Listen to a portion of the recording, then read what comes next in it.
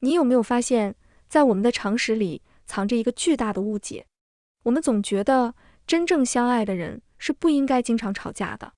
如果两個人總是有衝突，就說明彼此不合適。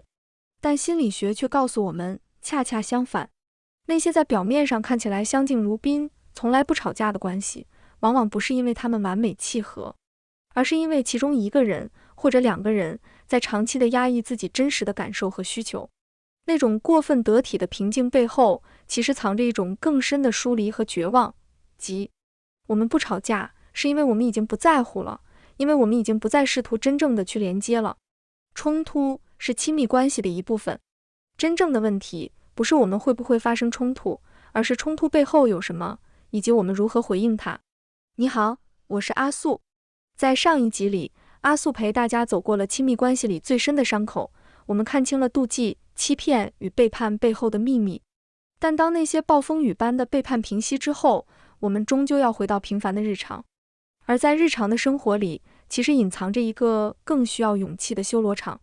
這本兩性關係心理學神作《親密關係》在第8章裡，為我們揭開了一個極其深刻的遞進結構。它把長期相處中那些看不見的拉扯分成了3層戰場，那就是日常摩擦的衝突、隱形掌控的權力，以及權力極度失衡之後的暴力。今天，阿素想陪你一起清醒地走入這3層戰場。我們不去批判，也不去指責，只是借助科學的眼睛，看一看那些藏在日常爭吵背後的真相。歡迎來到親密關係第8章，衝突、權力與暴力關係裡的3層戰場。我們先來看看第1層戰場，衝突。我們到底在爭什麼？書裡告訴我們，關係裡的衝突大致可以分成2種類型。第一種是可以解決的衝突，背後是一個具體的問題，比如誰來做家務、錢怎麼分配、週末去哪裡。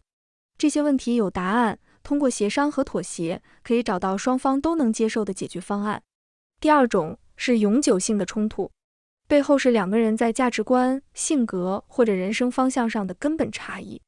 比如一個人需要很多社交，另一個人需要安靜和獨處。比如一個人對金錢非常謹慎，另一個人享受消費和體驗。這些差異不是解決就能消除的，他們會以不同的形式，在關係的不同階段反覆出現。書裡引用戈特曼的研究發現，在長期關係裡，大約69%的衝突屬於永久性衝突。也就是說，我們以為我們在解決一個問題，但其實我們面對的是一個需要長期管理和接納的差異。這個發現對很多人來說是一種解脫。如果你和伴侶之間有一些反覆出現的爭論，那不是失敗，那是2個不同的人在一起生活的現實。真正重要的不是消除這些差異，而是學會在這些差異裡找到一種雙方都能接受的相處方式。那衝突是怎麼升級的？你有沒有過這種經歷？一場爭吵從一件很小的事開始，最後不知道怎麼就變成了全面的戰爭。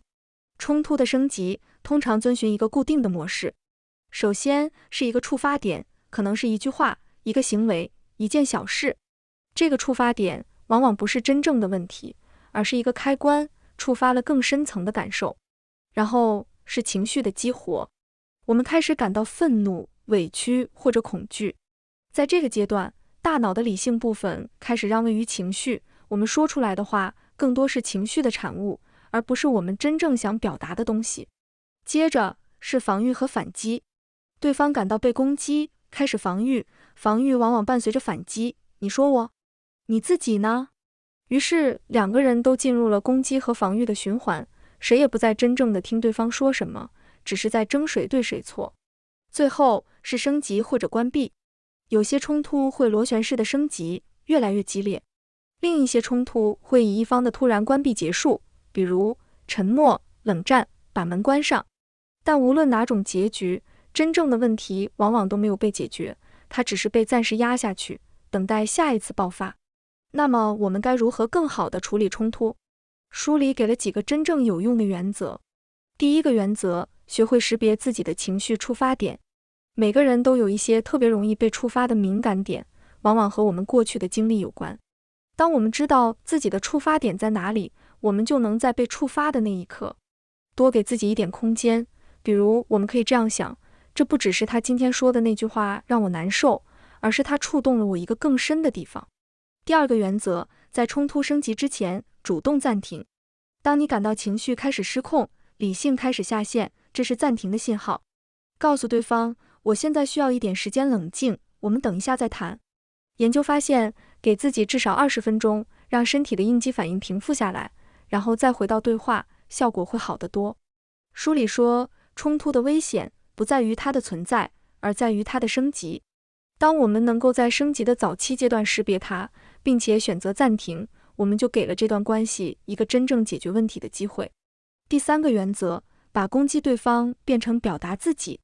比如，如果你說你總是這樣，會讓對方防禦；但如果你說我感到很受傷，則會讓對方聽見你。同樣的感受，用不同的方式說出來，對方接收到的完全不同。第四個原則，尋找共同點，而不是爭對錯。衝突裡最容易陷入的誤區是把對話變成一場需要分出勝負的辯論，但在親密關係裡，沒有真正的贏家。如果你贏了爭論，但對方感到被羞辱和擊敗，這段關係就輸了。書裡說，衝突不會毀掉一段關係，但用錯誤的方式處理衝突則會。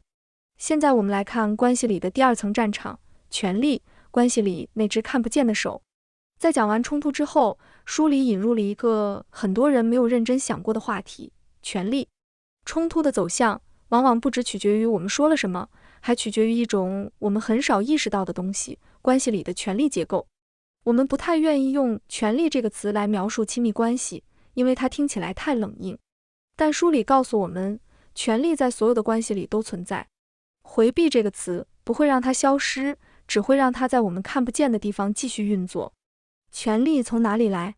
書裡把關係裡的權力定義為影響對方行為和決定的能力。權力可以來自很多地方。經濟資源，誰賺的錢更多，誰對家庭財務有更大的控制權。社會資源，誰有更廣的社交網絡，誰的外部支持更多。情感投入，誰在這段關係裡愛得更多，誰更害怕失去這段關係。書裡有一個最少興趣原則，是理解關係裡權力結構最重要的概念之一。他的意思是，在一段關係裡，對這段關係興趣較少的那一方，往往擁有更大的權力。換句話說，誰更害怕失去這段關係，誰就更容易在關係裡處於弱勢的位置。你有沒有感受過這種不平衡？你比他更在乎這段關係，所以你更容易妥協，更不敢提出自己的需求，更害怕衝突會讓他離開。而他因為知道你更在乎，底氣更足，需求更容易被滿足。這不是說權力不平衡的關係一定是壞的關係，而是說，當我們能夠看見這種不平衡，我們才能更清醒地理解關係裡發生的那些事，包括我們為什麼在某些衝突裡總是輸，包括為什麼某些需求總是被犧牲。現在我們把權力和衝突聯繫起來看，看看權力不平衡對衝突和關係有什麼影響。書裡告訴我們，權力的高度不平衡是關係裡非常危險的信號。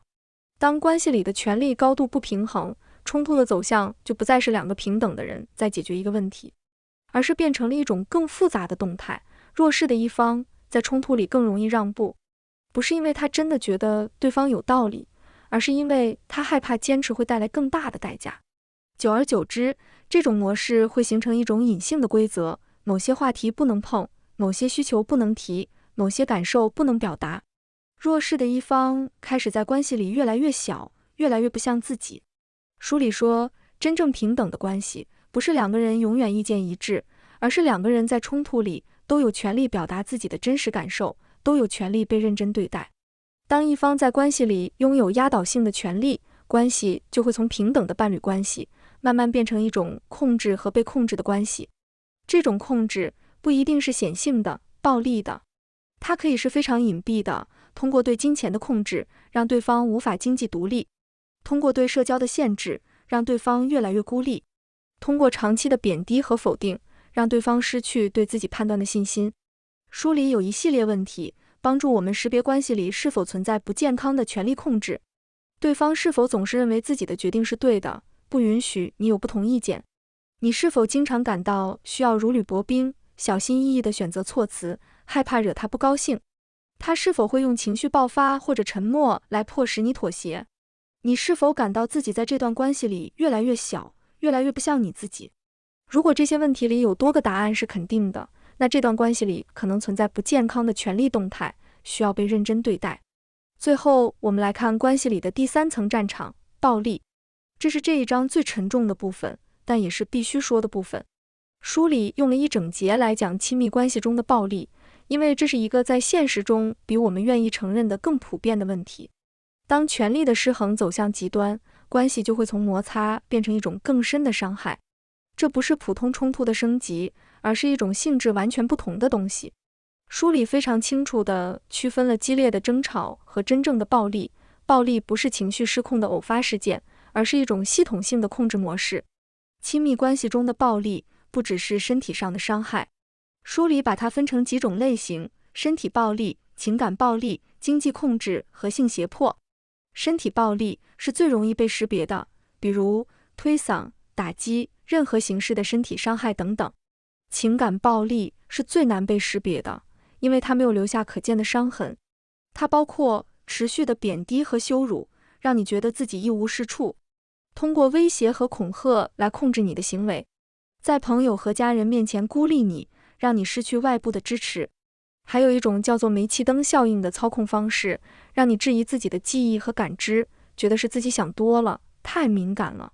比如，當你說你上次說過這句話讓我很難受，他說我沒有說過，是你記錯了。當你對某件事感到不安，他說你反應過度了，正常人不會這樣想。久而久之，你開始不相信自己的感受，開始覺得所有的問題都是自己的問題。書裡說，暴力關係裡最常見的一個特徵是受害者往往會為施害者找理由，覺得是自己做得不夠好，覺得他會改變。但改變需要的不是更多的忍耐，而是真實的幫助和界限。經濟控制是通過對金錢的掌控，讓對方無法獨立，比如不給生活費，控制每一筆支出，讓對方沒有能力離開。那麼，為什麼在一段有暴力的關係裡，受害者往往很難離開？書裡對這個問題有非常深刻的回答，因為這是很多人最難理解的部分。第一，是情感的複雜性。暴力關係往往不是每時每刻都在發生傷害，它有一個循環：緊張期、爆發期、蜜月期、平靜期，然後再次緊張。在蜜月期，施害者會表現得非常溫柔、悔恨，甚至讓受害者覺得他真的變了。這種循環會制造一種複雜的情感依附，讓受害者很難簡單地用"我不愛他了"來結束這段關係。第二，是經濟和社會的依賴。當一個人在經濟上完全依賴對方，當他的社交圈已經被慢慢切斷，離開需要的不只是勇氣，而是實實在在的資源和支持。第三，是自我認知的破壞。長期處於情感暴力和煤氣燈效應下，受害者往往已經不再相信自己的判斷，不再相信自己有能力獨立生活。書裡說，不要問受害者為什麼不離開，要問施害者為什麼要傷害。離開一段暴力關係需要的不是更大的勇氣，而是更多的支持和資源。如果你在讀這一段的時候，感到某些描述和你的處境有共鳴，請認真地問自己，你現在是否安全？你值得一段讓你感到安全、被尊重的關係。你不需要一個人面對這些，尋求專業的幫助是最重要的第一步。我們來看一個故事，它展示了這三層戰場是如何在一段關係裡同時運作的。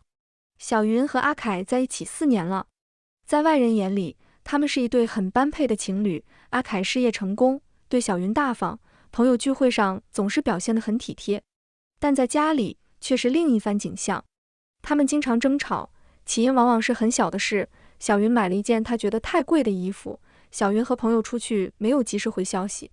每次爭吵，阿凱都會用一種非常平靜、非常有邏輯的方式，把所有的問題歸結到小雲身上。小雲感到委屈，但她說不清楚哪裡不對，因為阿凱說的每一句話聽起來都很合理。漸漸的，小雲開始懷疑自己，也許他說的是對的，也許是我太敏感了，也許是我的問題。她開始減少和朋友的聯繫，因為每次出去回來都要經歷一場爭吵。她開始把自己的消費減到最低，因為花錢會引發衝突。他開始在說每一句話之前，先在心裡想想阿凱會怎麼反應。有一天，他和一個久未聯繫的朋友吃飯，朋友看着他說：“你好像和以前不一樣了，你以前不是這樣的。”小雲愣了很久，他突然意識到，他已經很久沒有想過我以前是什麼樣的了。聽完小雲和阿凱的故事，不知道你是不是也有一種感同身受的清醒？這個故事裡沒有激烈的身體衝突，沒有明顯的暴力，但權力的高度不平衡，通過一次又一次看似合理的衝突，慢慢的把小雲的自我侵蝕掉了。這正是書裡說的，最危險的控制，往往不是那些一眼就能看出來的暴力，而是那些打着為你好的旗號，用極其合理的邏輯，讓你在不知不覺中弄丟了原本的自己。現在我們把這3層戰場放在一起來看，衝突是每對伴侶都會經歷的，兩個真實的有各自需求的人，在共同生活中必然會產生摩擦，這本身不是問題。權力是影響衝突走向的深層結構。當我們能看見關係裡的權力動態，我們就能更清醒地理解那些衝突裡發生的事，以及我們在其中的位置。暴力是權力極度失衡之後的黑暗終點，它不是激烈衝突的自然結果，而是一種系統性的控制，一種對另一個人自我和尊嚴的持續侵蝕。我們學着去看見、去識別和理解這3層戰場，不是為了讓我們對關係感到恐懼，而是為了讓我們能夠更清楚地看見我們現在所在的是哪一層。書裡說，每一段關係裡都有衝突，但不是每一段關係裡都有權力的壓迫，更不是每一段關係裡都有暴力。清楚地看見這3者的區別，是保護自己，也是保護關係最重要的能力之一。無論你的關係正處於哪一層戰場，都願你擁有清醒的智慧和隨時說不的底氣。這一章，我們走過了關係裡的3層戰場。衝突是日常的摩擦，需要我們學習如何處理；權力是隱形的結構，需要我們學習如何看見；暴力是不可接受的傷害，需要我們學習如何識別和面對。但在這一切之上，還有一個更根本的問題：當一間屋子裡的硝煙散盡，當所有的努力都走到了盡頭，很多關係最終還是不得不面對那個最無奈的結局。為什麼有些愛注定無法走到最後？當一段感情不得不畫上句號，我們又該如何體面的離場？下一集，阿素帶你直面那個生命中最痛苦，但也最能讓人重生的課題。我們來聊聊，為什麼越來越多的人選擇分手與離婚？我是阿素，陪你慢慢變得更清醒、更強大。我們下一集見。